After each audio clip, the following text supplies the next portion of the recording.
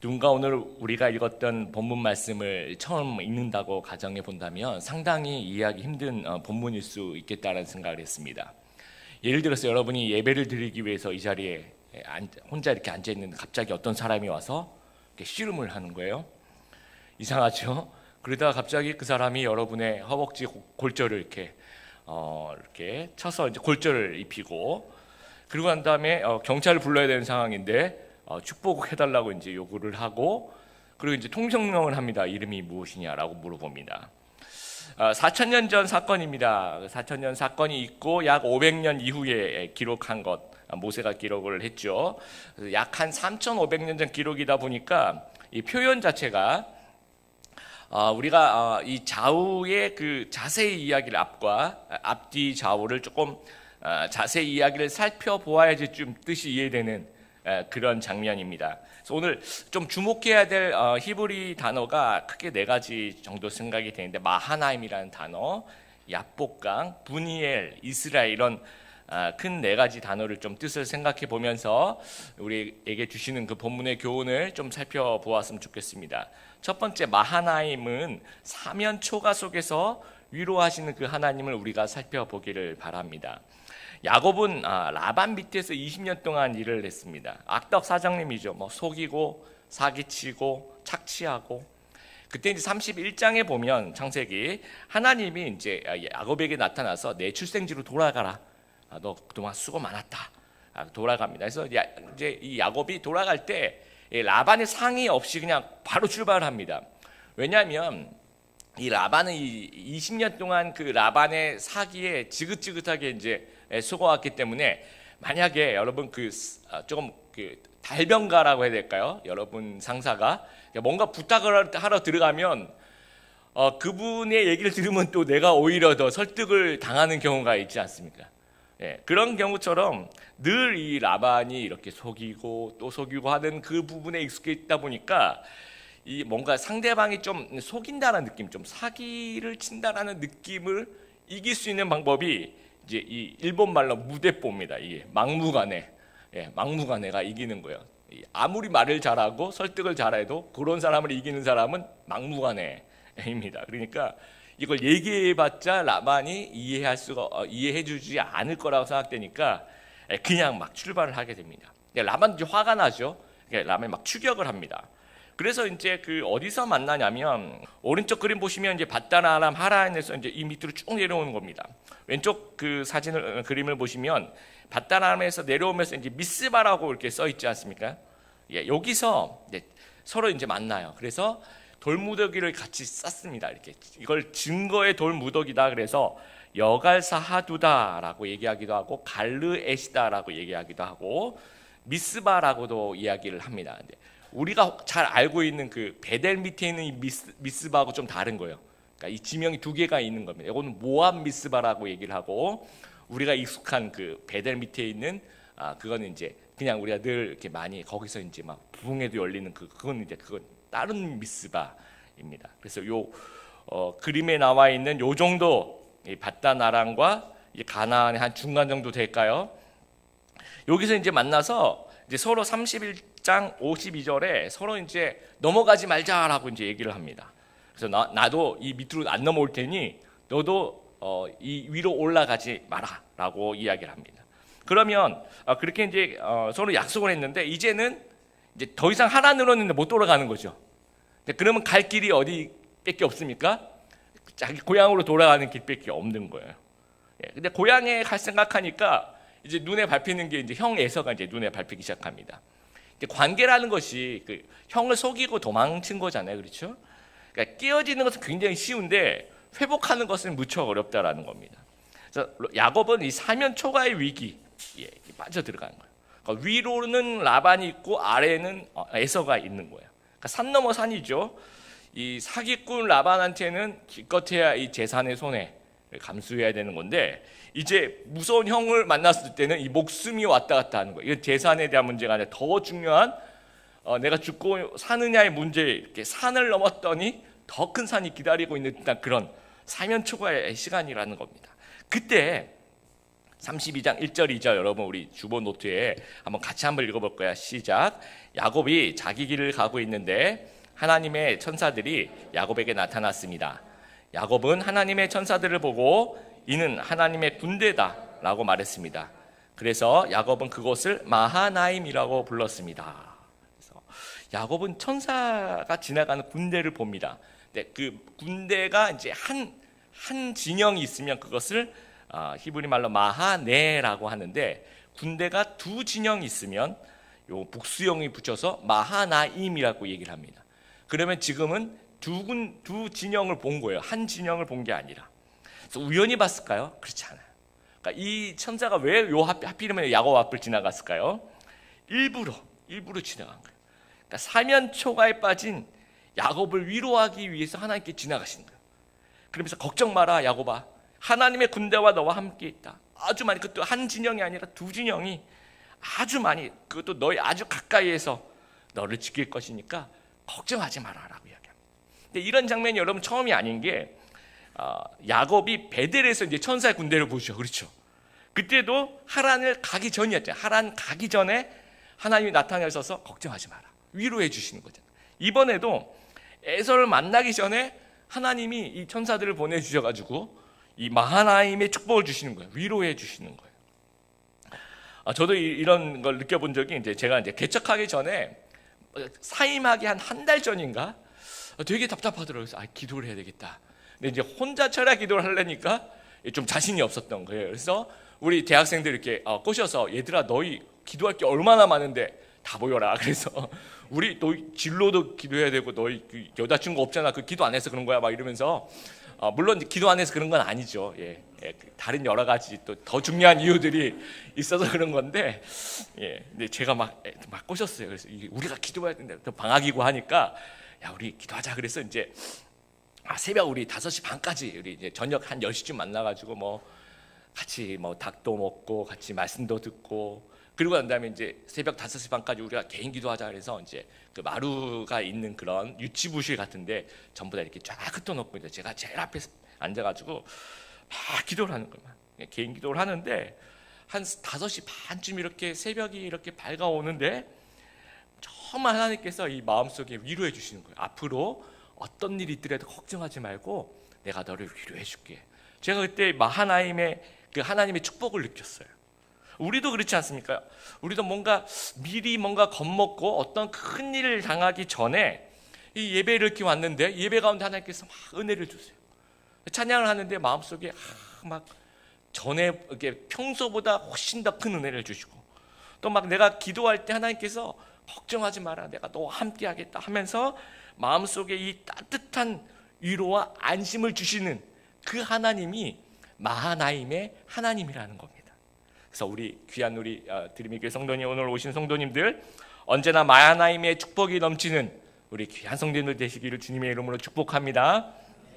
두 번째는 야복강인데, 하나님 없는 인간의 노력은 공허하다라는 겁니다.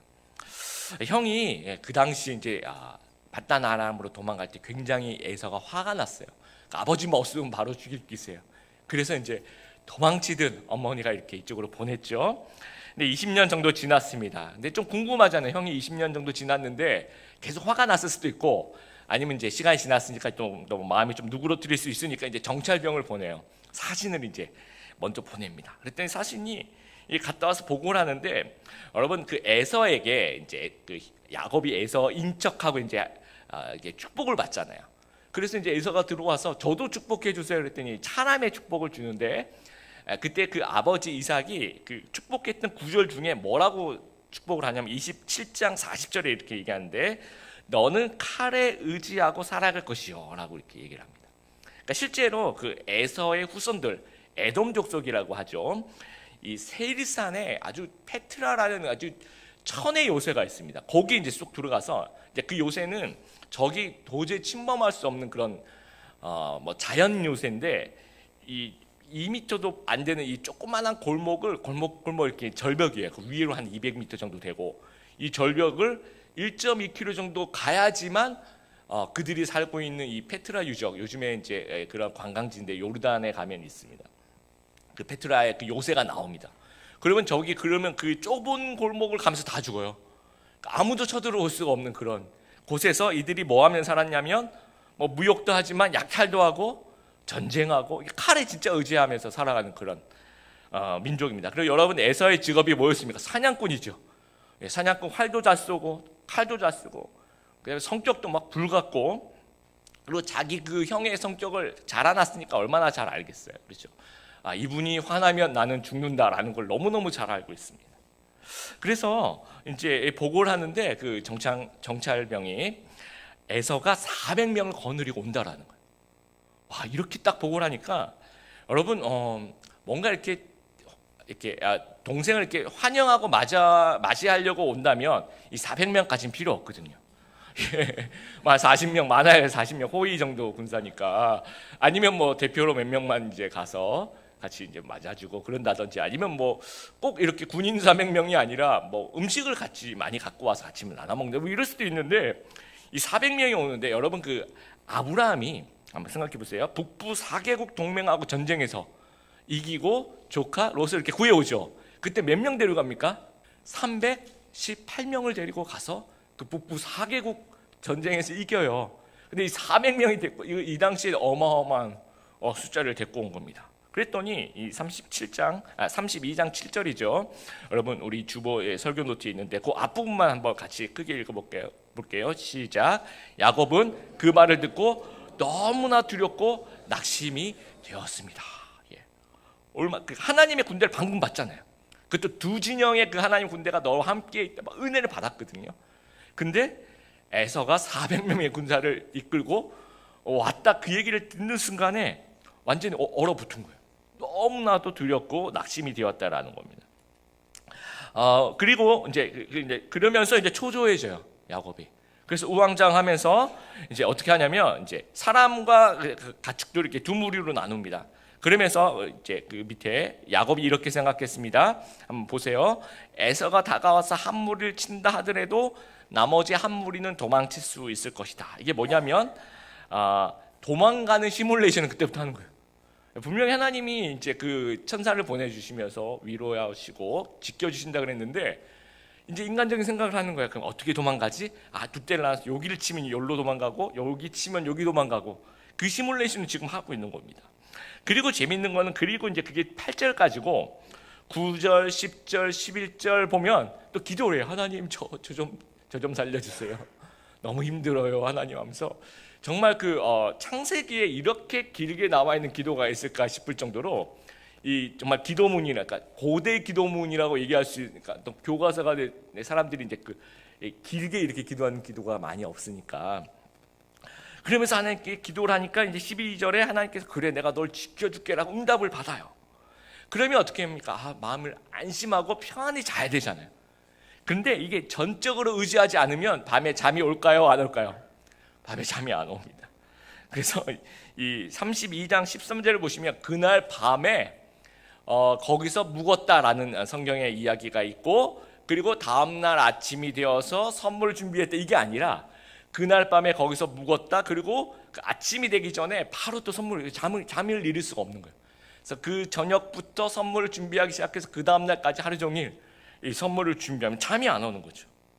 근데 하나님의 은혜가 두 번이 됐었어요. 마하나임의 은혜가 있었고, 또 기도했을 때 32장 12절에 내가 너와 정말 널 보호해주고 너와 함께 하겠다라고 분명히 하나님께서 약속하시거든요. 기대 응답을 받았다라는 거죠.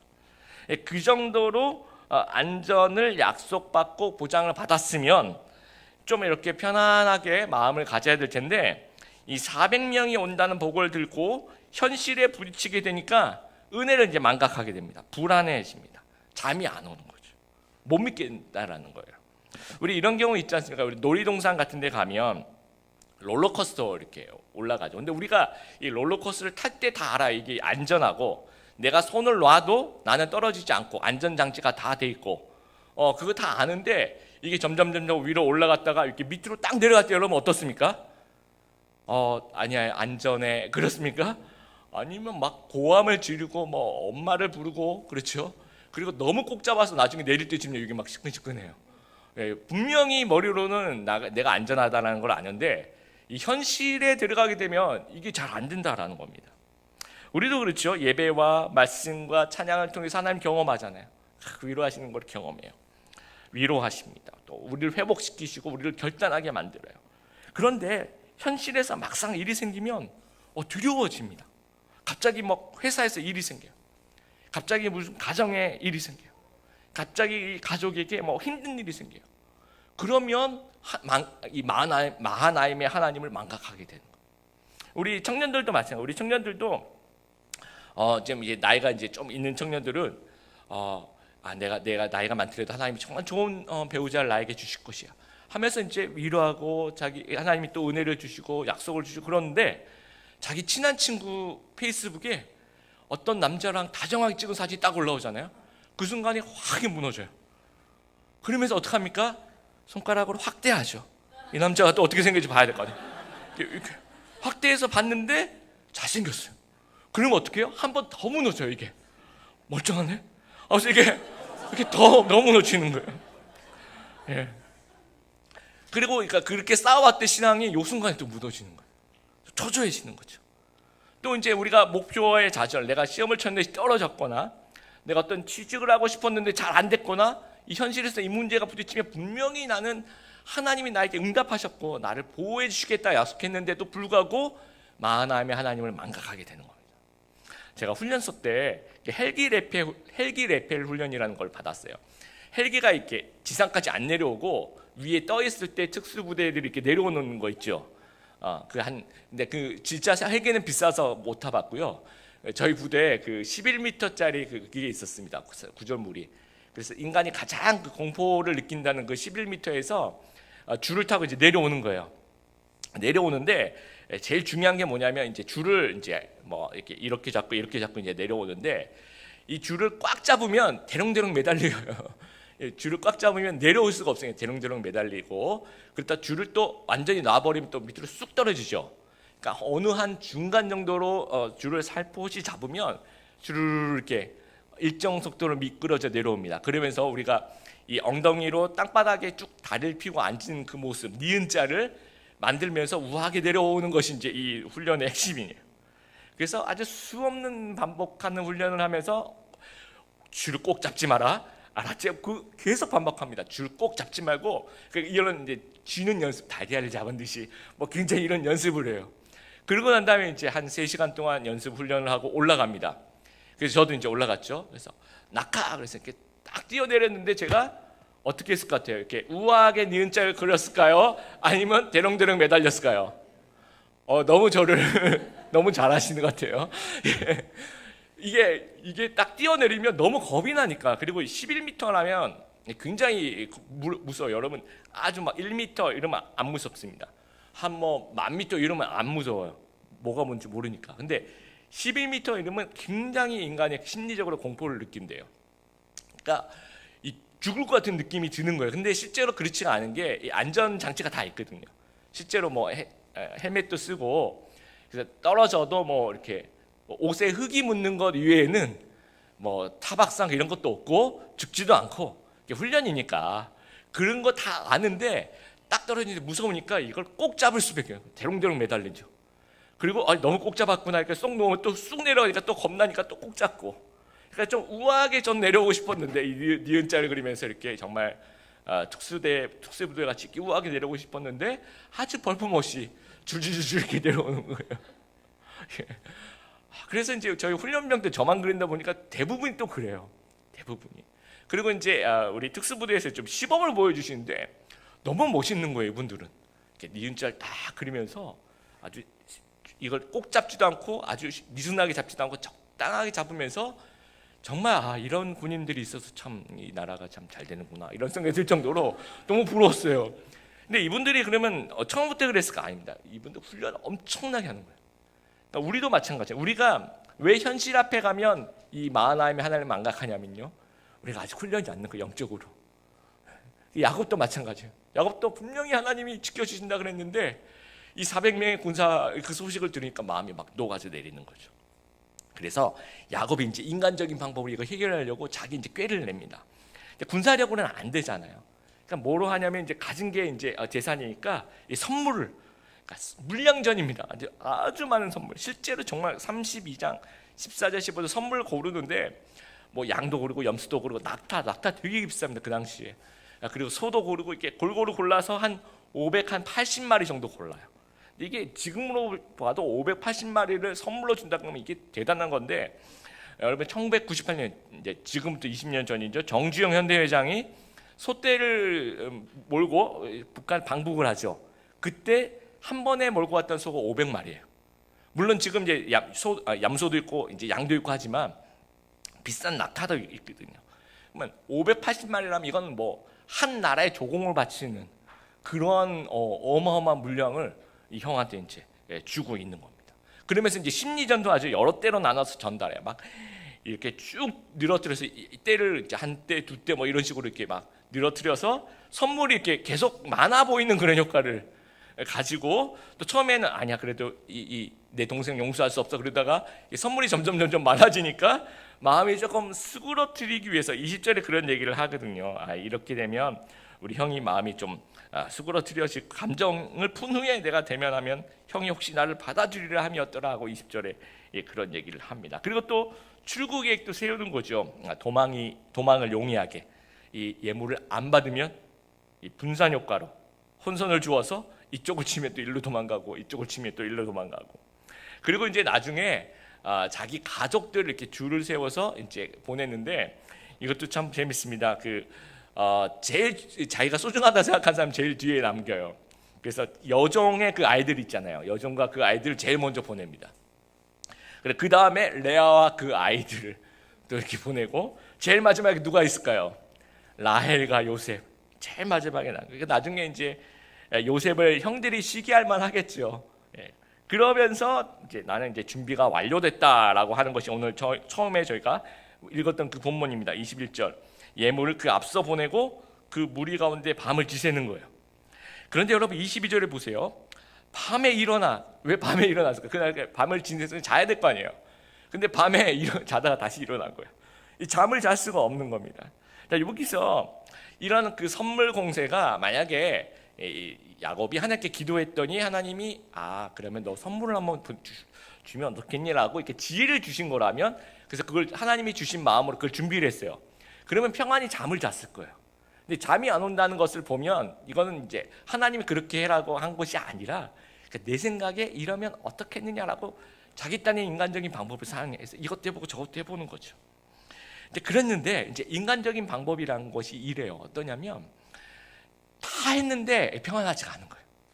다 했는데 계속 불안한 거예요. 잠이 안 오는 거죠. 그래서 22절에 밤에 일어나서 이 두 아내와 두 여종과 그 11 아들을 인도해서 야복 나루를 이제 강 건넙니다. 이제 잠도 안 오니까 그냥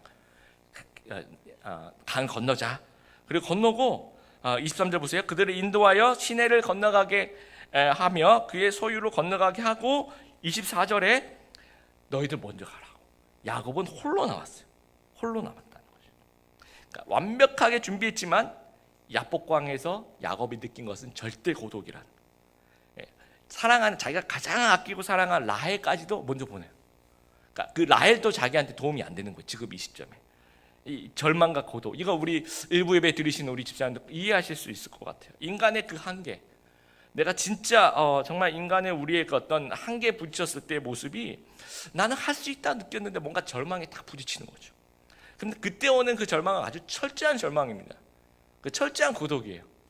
그러니까 내 주위에 아무리 사랑하는 사람이 있어도 이걸 도움이 안 되는 거예요. 혼자 느끼는 그런 고민이라는 거죠. 그래서 키에르케고르라는 철학자는 죽음에 이르는 병이 무엇이냐 책에서, 죽음에 이르는 병은 인간의 절망과 고독이다라고 이야기를 합니다. 자, 그 인간의 절망과 고독을 풀어주는 해독제는 결국 믿음이다. 믿음이 절망에 대한 해독제다라고 이야기를 합니다. 그래서 우리 마음이 공허하고 답답하고 잠이 안 올 때, 그때는 100% 하나님과 해결해야 될 문제가 있다는 사실들을 우리가 꼭 기억하게 되길 바랍니다. 세 번째, 분이엘에서 이스라엘로 거듭나는 겁니다. 하나님을 만나면 문제가 해결되고 믿음이 성장한다라는 겁니다. 24절에 보면 이제 이 한글 성경으로 보면 주어가 24절에 보시면 야곱이 홀로 남았다. 야곱이 주어가 나오고 또 어떤 사람이 주어가 두 개 나오는 것처럼 보입니다. 근데 원어로 보시면 야곱이 주어입니다. 한 개의 주어.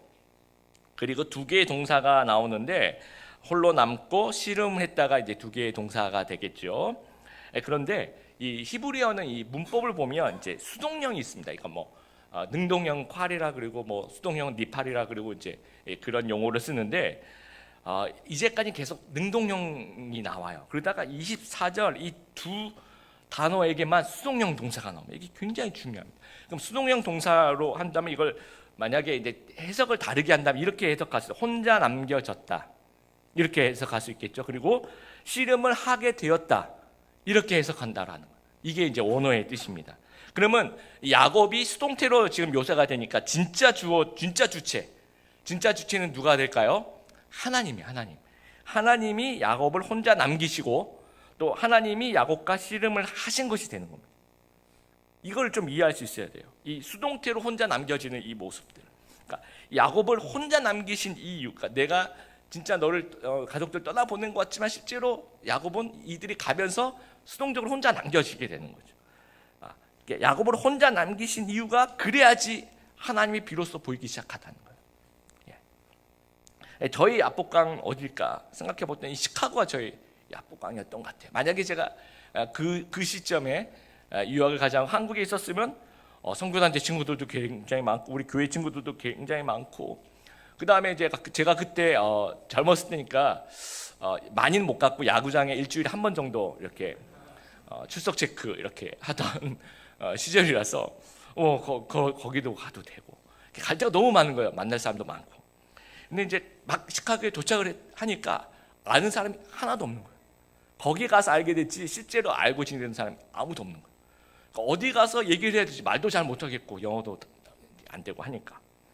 그리고 이제 한국에 있는 사람한테 한번 연락을 해볼까? 그리고 그 전화번호를 쭉 봤더니 이게 전화수도 많이 나오고요. 그때 당시에 또 갑자기 전화하고 부모님한테 갑자기 전화해보세요. 막 잘 있어. 그런데 막 제가 막 울기라도 해봐요. 그럼 부모님이 막 마음이 무너질 거 아니에요. 그러니까 절대로 이제 못하는 거죠. 그래서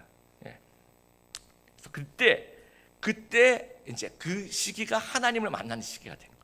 내가 연락할 사람이 없고 아무도 없고 내가 만날 사람이 아무도 없으니까 그때 이제 하나님 보이기 시작하는 거예요.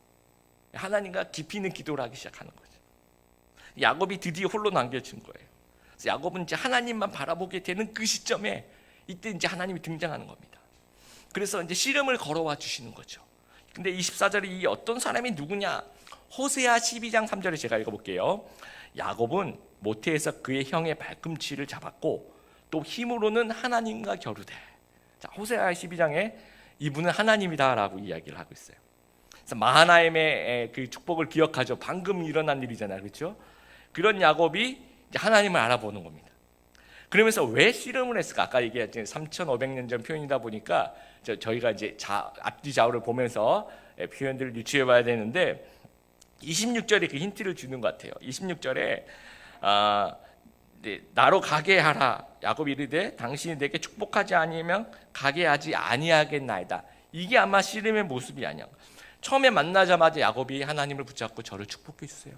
아마 이 어떤 그 26절에 나온 대화를 계속 밤새도록 했던 것 같아요. 저를 축복해 주세요. 안 그러면 제가 안놔드리겠습니다. 부탁입니다. 막 매어 달리는 거죠. 그리고 붙잡고 안놔주는 그 모습을 씨름이라고 이렇게 표현을 했다라는 거예요. 그러면 이거 보면 좀 이제 질문을 하는 사람이 있을 거예요. 하나님이 평소보다 좀 무능해 보이는. 그래서 26절에 이제 하나님이 날이 새려 하니 나를 보내다오 이렇게 얘기를 합니다. 그 날이 새면 뭐 안 됩니까? 그렇죠? 이게 뭐 하나님 귀신도 아니고 이게 날이 새면 나는 빨리 내가 있던 곳으로 돌아가야 돼 뭐 이런 건 아니고 뭐 하나님 신데렐라 나 12시까지 돌아가야 돼 뭐 그런 것도 아니고 그렇죠? 드라큘라 같이 뭐 해가 뜨면 나는 큰일 나 이런 것도 아닐 텐데 그렇게 얘기를 합니다. 그리고 나로 가게 하라. 지금 하나님이 그냥 살짝 가시면 그냥 되는 겁니다. 힘이 부족한 것도 아닌데 그런 듯한 이야기를 또 하시는 거예요.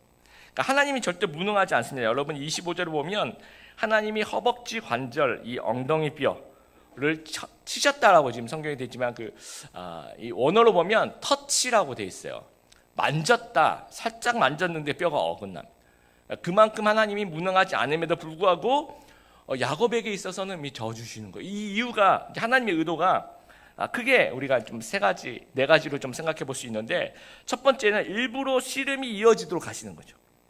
일부러 나 좀 가게 해줘 하면서, 그러면서 야곱이 축복을 달라고 메어 달리게 하심으로 철저히 야곱이 하나님을 의지해야 함을 가르쳐 주시는 거예요. 그리고 이 분이엘, 이 야복강가를 이제 이름을 분이엘로 바꿉니다. 여기서 하나님의 얼굴을 봤다라는 거예요. 그러니까 이 너희가 하나님의 얼굴을 봐야지 문제가 해결된다라는 것을 하나님이 가르쳐 주시기 위해서 의도적으로 그런 모습을 하셨다라는 거예요. 두 번째, 이 허벅지 관절을 왜 골절시키냐? 여기서 이제 허벅지 관절 또는 쉬운 성경엔 엉덩이 뼈라고 되어 있지만, 어렸을 때부터 우리 교회 다니신 분들은 개역 한글에는 환도뼈라고 되어 있습니다. 혹시 기억나요? 환도뼈 많이 들어보셨죠? 이 환도뼈라고 하는 이 히브리어가 예데크라는 이 히브리어인데, 출애굽기 창세기죠. 창세기 24장 9절에 보면 아브라함이 종한테 이제 자기 아들의 그 며느리를 좀 구해올 때 내 환도뼈 밑에 손을 놓고 맹세해라. 이 허벅지 관절 밑에 손을 놓고 맹세. 우리 맹세할 때는 뭐 어떻게 할까요? 뭐 굳게 된 맹세, 뭐 가슴에. 그러니까 우리가 생각할 때 이 심장이 되게 중요하다. 여기에 내 손을 놓고 맹세하면 이건 굉장히 결연한 맹세야라고 생각하는 것처럼, 이 당시에는 아마 이 환도뼈, 이 허벅지 밑이 기력의 상징이라고 얘기합니다. 그러니까 출애굽기 1장 5절에도 이 똑같은 이 환도뼈를 쓰인 그 예데크라는 단어가 나오는데, 어떤 부분에 나오냐면 야곱의 허리에서 난 자손이 70명이다. 애굽으로 이주해 온 그 야곱의 허리에서 난 자손이 이제 손자들까지 다 합쳐서 이제 70이다라고 얘기를 합니다. 그때 그 허리라는 단어를 지금 똑같은 단어, 지금 이 환도뼈, 허벅지 및 관절 똑같이 사용하고 있어요. 그러니까 이 환도뼈에서 이 기력이 나온다. 자녀들도 나오고, 그러니까 가장 중요한 부분이라고 생각하는 거죠. 그래서 너의 가장 중요한 곳, 이 기력의 상징은 이 환도뼈가 아니라는 거예요. 그걸 좀 알아라는 겁니다. 이 기력의 상징은 하나님이라는 거예요. 그러니까 하나님이 이걸 부러뜨린다고 하더라도, 나한테 내 기력의 상징이 없다고 하더라도 승리한다라는 거예요. 그러면 내 기력의 상징 때문에 승리한 게 아니라 하나님 때문에 승리한다라는 것을 좀 알아라라는 거예요. 그리고 세 번째로, 일부러 져주세요. 하나님이. 그 왜 일부러 져줄까요? 야곱이 강하다는 것을 보여주시기 위해서 의도적으로. 우리 아버님들 왜 아이들 어렸을 때 이제 씨름하자 그러면 바로 삿발을 잡자마자 이렇게 집어 던지고 그러진 않죠. 와, 우리 아들 힘이 세네. 아빠가 이제 못 이기겠네. 와, 그래서 한번 이길 척 지는 척 이렇게 막 하면서, 또 때로는 이겨주고 때로는 져주고 이러면서, 야, 우리 아들 힘 많이 셌네. 야, 이제 아빠가 못 이기긴 하면서, 이제 그러면 아이 어때요? 으쓱으쓱해지는 거죠. 기분이 들어가지고. 근데 잡자마자 저기 2층으로 넘겨버리고 막 이러면 막 인생을 나는 이제 죽어야 되는구나 막 이렇게 생각할 수도 있잖아요. 그러니까 하나님이 정말 그 아들인 그 야곱아, 너는 전능한 하나님을 이겼어. 그러니까 너 그까지 형 못 이기겠어? 걱정하지 마, 두려워하지 마 하면서 자신감을 주시는 거예요, 하나님이. 그래서 야곱을 일부러 지게 하면서, 그러니까 하나님이 일부러 지신 거죠. 야곱을 이기게 하시면서 이 야곱에게 용기와 자신감을 갖게 하시는 거예요. 그러면서 새로운 정체성을 주시는데 그 이름이 이스라엘의 이름이에요. 그래서 먼저 이제 물어봅니다. 네 번째, 새로운 정체성을 가진 야곱으로 거듭나게 하시는데 27절에 내 이름이 뭐냐? 라고 물어봐요. 갑자기 이름을 왜 물어보면, 이름은 정체성을 물어보는 거예요. 그러면 이제 저 야곱입니다. 야곱의 이름이 뜻이 뭡니까? 뭐 속인다 이런 뜻이죠, 그렇죠? 그럼 야곱이 제가 야곱입니다 이렇게 얘기하면서 자기의 그 자라왔던 그 과거가 확 회상이 됐을 것 같아요. 막 속이고 도망치고, 또 막 라반에게 또 속고 또 도망치고, 또 지금은 막 죽음을 두려워해서 어쩔 줄 모르는 그 자기의 삶을 이제 야곱이란 이름 하에서 이렇게 돌아보게 되는데, 이제는 너는 이스라엘이다라고 얘기해요. 이제는 너 이렇게 막 속고 막 이렇게 좀 도망가고 좀 이렇게 부족하고 연약한 그런 야곱이 아니고, 이제는 승리자라는, 이스라엘, 하나님과 겨루어 이겼다라는 거. 이제는 넌 승리자 야곱으로 살아가라는 얘기입니다. 그리고 이스라엘로 이름이 바뀐 다음에 야곱의 믿음은 정말 성장합니다. 이 에서를 만나서 막 죽을 것 같았는데 33장 3절에 드디어 에서를 만날 때 제일 앞에 섭니다. 야곱이 제일 앞에 서가지고, 그래, 뭐 죽일 테면 죽여봐라, 난 하나님을 의지한다, 이런 마음이었을 것 같아요. 안 그랬으면 전에는 뭐 요걸 치면 여기로 도망가고 아마 제일 뒤에 섰을 텐데, 이름이 이스라엘로 바뀐 이후에, 하나님은 그러니까 분이엘에서 하나님을 만난 이후에, 하나님이 이스라엘로 변화된 이후에는 하나님을 의지하면서 담대하게 앞에 나아갑니다. 그래서 형과 극적으로 화해하고 가나안 땅으로 들어오게 됩니다. 우리 사랑하는 성도 여러분, 야곱은 분이엘에서 하나님의 얼굴을 보면서 인생의 문제를 해결합니다. 이스라엘로 변화되는 거죠. 그래서 우리의 인생의 문제도 분이엘로 가야지 해결된다라는 겁니다. 우리가 분이엘로 가야지 이스라엘로 변화될 수 있다라는 겁니다. 일본에 가면 런치메이트 증후군이라는 것이 있대요. 고독 혐오 증후군이라 그래서 점심시간에 혼자 밥을 먹으면 사람들이 나를 혹시나 너 혼자 밥 먹는 사람, 혹시 가치 없는 사람으로 느낄까봐 어떻게 하냐면, 우리 대학생들도 좀 많이 그런데요, 화장실 가서 먹는데요, 밥을. 그래서 그 일본의 어떤 학교에서도 화장실에 이렇게 붙여놓는 경우들이 있대요. 화장실에서 밥을 먹지 마세요라고. 예. 그래서 우리도 그렇죠. 혼밥이란 말도 있고 또 밥친구란 말도 있고, 요즘 하객 아르바이트 이런 거 토요일마다 이런 거 청년들이 많이 합니다. 내 결혼식 때 이제 하객이 좀 적게 올 것 같으면 좀 많아 보이고 싶어서. 이게 이제 우리가 혼자 있게 될 때 혼자 있을 수 있어야 되는 거예요. 만약에 그게 안 되면 우리는 계속 누군가에 의존할 수밖에 없다라는 거예요. 그러니까 우리의 그 영적인 부분도 마찬가지예요. 우리가 혼자 있게 되면 혼자 있을 수 있어야지 여기가 우리의 분이엘이 되고, 여기서 하나님을 만나고 우리는 이스라엘로 변화될 수 있다라는 거예요. 말틴 루터가 1517년 10월 30일 이제 좀 있다가 이제 다가오죠. 95개 반박문을 비텐베르크 성당에 붙이면서 종교개혁이 시작이 됩니다. 그리고 4년 후에 이제 교황이 파문을 시켜요. 너는 이제 우리 교회에서 네 이름을 지울게 하면서. 그리고 뭐 아랑곳하지 않고 이게 보름스 의회라는 곳에 가서 이제 열심히 막 마틴 루터가 용기를 다해서 막 변호를 합니다. 그리고 이제 마치고 가는 길에 이 무장 납치가 돼요, 루터가. 그러니까 어떤 사람이 납치했냐면, 가만히 놔두면 아마 다른 반대 세력에서 죽을 것 같으니까 작센의 제후 프리드리라는 사람이 자기 성 바르트부르크 성이라는 곳에 납치하다시피 데려가서 그 성 안에서 보호를 해줍니다. 그러니까 뭐 말이 보호지 뭐 어디 나갈 수가 없으니까 감금의 상태죠. 그때 루터는 뭘 했을까요, 여러분? 기도합니다. 그래서 이제 루터가 아주 유명한 말을 남겼는데, 뭐라고 얘기하면 뭐 여러 가지 말들이 많지만 이런 얘기를 합니다. 나는 할 일이 너무 중요한 일이 많아서, 또 내가 기도하지 않으면 사탄이 승리하기 때문에 난 하루에 2-3시간 기도해야 됩니다. 내가 너무 바빠서 기도해야 되고, 너무 중요한 일이 많아서 기도해야 되고, 너무 힘들어서 기도합니다. 거기서 나온 얘기가, 유명한 얘기가 too busy not to pray, 너무 바빠서 기도합니다 라는 말이 이제 거기서 나오게 된 거예요. 그러면서 찬송시를 짓죠. 유명한 찬송시, 내 주는 강한 성이요 방패와 병기 되시는. 바르크부르크 성이 내 방패와 병기가 아니라 하나님이 내 주는 강한 성이다 라고 고백을 하게 됩니다. 그러면서 용기를 내어서 신약 성경을 독일어로 번역을 하게 돼요. 그래서 제가 궁금했어요. 이분이 도대체 몇 살에 돌아가셨을까 보니까 63세에 소천하게 됩니다. 되게 그 당시 분들 치고 되게 오래 사신 거예요. 비슷한 연배 세종대왕님보다 더 오래 사신 거예요. 하나님이 보호해 주신 거죠. 자, 우리는 힘들고 어려울 때 분이엘로 가십니까? 아니면 다른 데로 가십니까? 우리의 친구들이 있는 곳, 또 우리의 먹방이 있는 곳, 또 영화를 본다든지, 뭐 이게 취미생이 나쁘다는 얘기가 아니라 하나님께 가야 될 그 타이밍에 여기로 가게 되면 하나님을 볼 수가 없다라는 거죠.